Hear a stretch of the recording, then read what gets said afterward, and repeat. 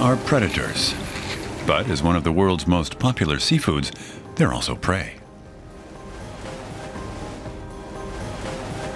Tuna is a staple on menus everywhere, from pizza to sushi. Tuna, sometimes up to 5 meters long, used to be found in abundance in all the world's oceans. Schools of tuna can travel at speeds of up to 80 kilometers per hour. But they're still helpless against industrial fishing vessels. 5 of 8 species of tuna are now endangered. If tuna become extinct, the economy of entire countries will suffer acutely. The population of the Solomon Islands in the Pacific, for example, depends on tuna fishing for their livelihoods. 60 tons of tuna are processed in the coastal town of Noro every day. About 2,000 islanders earn their living with tuna, including Harti Matamaru. He's in charge of quality control at Sol Tuna.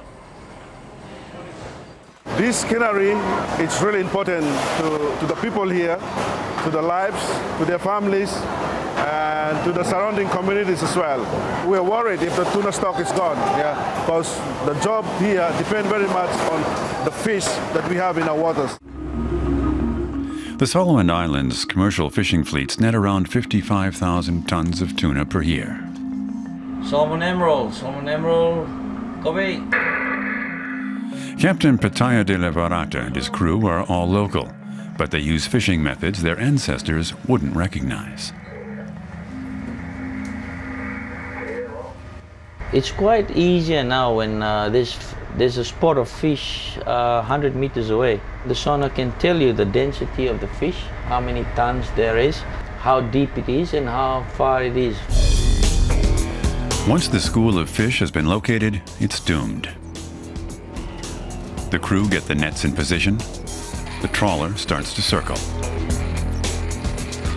And moments later, the tuna are netted. It's so easy that it makes the captain uncomfortable. As a Pacific Islander myself, I would ask one question. Will the next generation enjoy this industry as we do now? It's so very easy to catch fish. That's the worrying part. More boats, more fish harvested from the sea. The Solomon Islands belong to the Pacific Islands Forum Fisheries Agency, established to protect fish stocks. Other members include Australia, as well as many small island developing states. Countries that don't belong to the alliance are not allowed to cast their nets within a 200-kilometer radius of the FFA zone. The FFA monitors an area spanning 40 million square kilometers. I think these are the zones that they have an agreement. It's an interesting track. It's not licensed, so it should not be doing those tracks. This is definitely not innocent passage. Much like airplanes, the vessels send signals, making it possible for the FFA to identify illegal trawlers.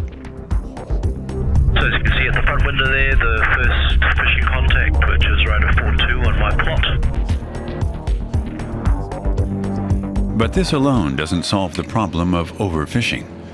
Revised fishing quotas for locals, as well as greater expertise, are also crucial. The FFA has therefore set up a research program to study tuna in depth. Direction-finding transmitters show what sort of distances they cover in their lifetimes, what they feed on, and how fast they grow.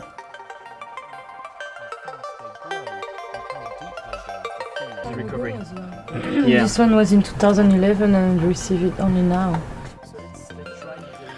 Oceanologist Andrew Hudson says the data will help protect tuna stocks. But the good news is the Pacific Island countries have taken concrete steps toward improving their understanding of the fisheries, improving and putting in place management regimes and monitoring and compliance regimes that, if they carry them forward in full, which I think they're capable of doing, could lead to true sustainability for those fisheries going forward. In order to secure the livelihoods of their own descendants, the Pacific states need to ready their oceans for future challenges.